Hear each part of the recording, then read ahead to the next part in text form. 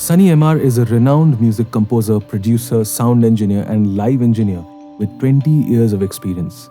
He has worked on Bollywood movies including Barfi, Dangal, and Ludo, and has toured globally with Arijit Singh. Sunny has collaborated with artists like Diljit Dosanjh, Shalmali, and Nikita Gandhi, and has won numerous awards and has earned praises from the internationally acclaimed music composer Neumann. We have this beautiful facility called Father Productions, which you've built Tinka by Tinka. Yes. And it's amazing, and it's like I've never seen 310s in an Atmos.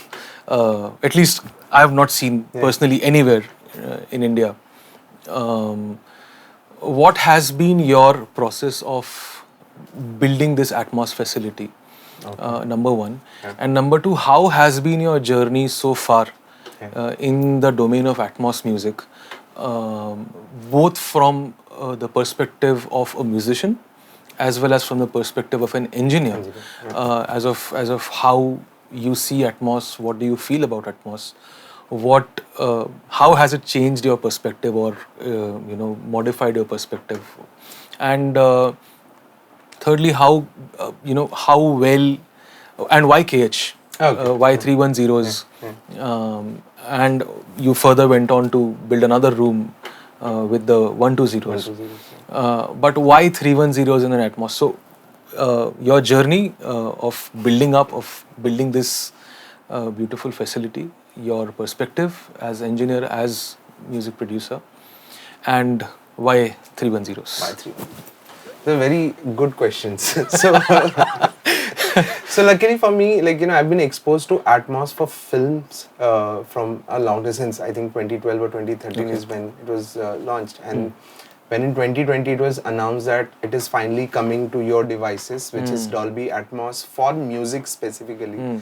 And my good friends at Dolby, they were like, okay, you're building a studio, you should definitely have this system. So I think Atmos has always been liberating in terms of being a format.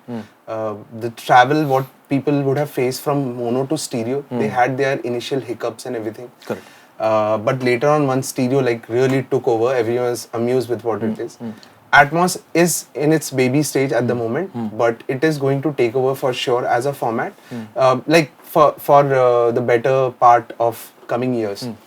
The thing about Atmos is that you have so many speakers around you, surrounding you, and the experience is like if imagine you were in an orchestral room and you're sitting in between the orchestra, you can create a scenario like that easily with these. Correct. With it coming to the headphones, with the whole spatial technology which people are still developing nicely. So it will soon be a reality to experience that in headphones properly.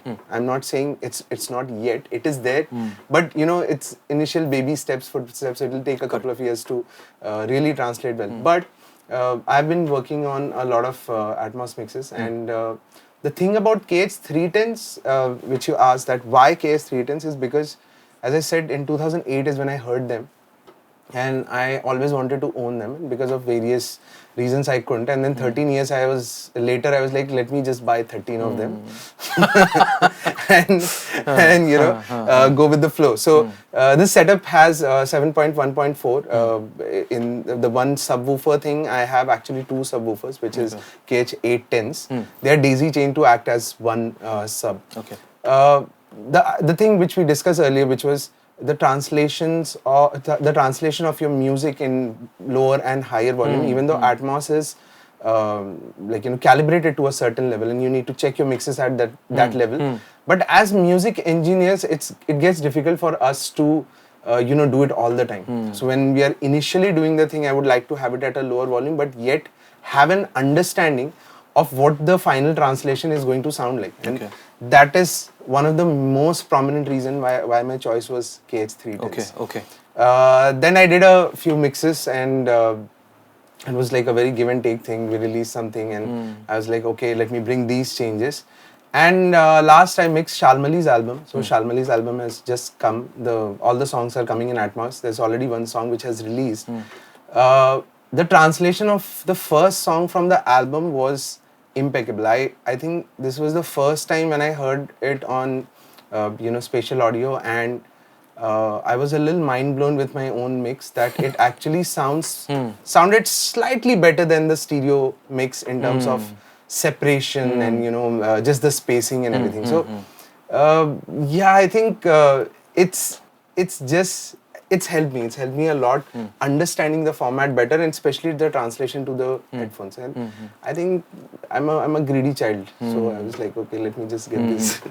And as far as the perspective is based, Yes. as a musician and as an engineer. As an engineer. So when I started mixing in Atmos, and because we are coming for Atmos for music, so I added a few elements which was sitting in stereo, well glued to the track and everything. But when it went to Atmos, I got space to actually spread it out and make it more lush and more large. And I think the battle within me of being a producer and an engineer was sorted that day. Okay. Like, okay, this is where the balance ends. This is where it meets finally. Which leads me to the next question for you, because you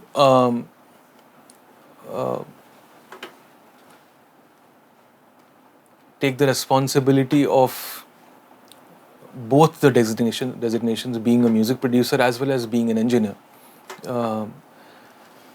When you are given either of them, how do you set the filters?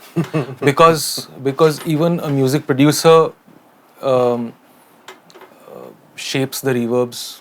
If I want my flute, for example, to emote certain kind of expression, or create some kind of emotion, Absolutely. I may add the right reverb to it, and and create an impact and give a printed stem to the mix engineer as a commitment to my sound that this is what I've done. So there's a very thin line between the processing that a music producer does and an engineer does, because both are in favor of the song's ultimate emotion. Yeah. How is it that you set a filter of where you stop acting as a music producer, or where you stop being an engineer to a track that has been given to you as a music producer? How do you balance that? So it totally depends on who has given me the track. Okay. So sometimes tracks come to me saying that this is to be mixed, and I ask them twice, is there anything would you want me to do on the production side? If they say yes, then I get into it. If they say no, then I know where to draw the line. Correct. Sometimes while mixing, I would get a certain idea and I would execute it and send it to the person as an option to the client, that this is what it suddenly came on my way. Like, maybe it's just about changing a kick tone. And the response has been usually either way. Like, it is either appreciated or else it's been told that no, let's not change that. So I think I sometimes know where to draw the line. Sometimes where I don't know how to draw the line or where to draw the line, then I actually do it and send it and let the person decide whether they want it to be in that direction or not. When it comes to my own song, when I'm composing, when I'm writing my own music, this fight is a little easy. Because while I'm producing, I'm mixing it. Correct. So I have zero problems within myself. But what I usually do with my own tracks is that I compose, produce, then I sit as an engineer to actually remove elements. No. But that's again production. Yeah, it's actually it is actually production. But semi-production. let's say it's the job of a record producer who's also the engineer on the album. So that sometimes it depends on where you are placed. But that fight becomes slightly easier when it's on my own projects. But for others, I would ask them first. So that's because they might have a signature thing which I might not understand. Because I have heard engineers do that they change the kick of the song because it was not sitting in the mix, or they change the reverbs and delays of because what happens is how I start writing and producing a song is I first shape the voice. I shape the reverbs around it. I create reverb and delay maps wherever I want to open up the send, create those lush patches, dry sections. So you whatever it already is. know how much gap is left. Exactly. Yeah. So for me, it is like the foundation of my track, and even the kick, because the nature of the kick that you select eventually decides the glue that your track will have and the tightness or the openness that the track will have.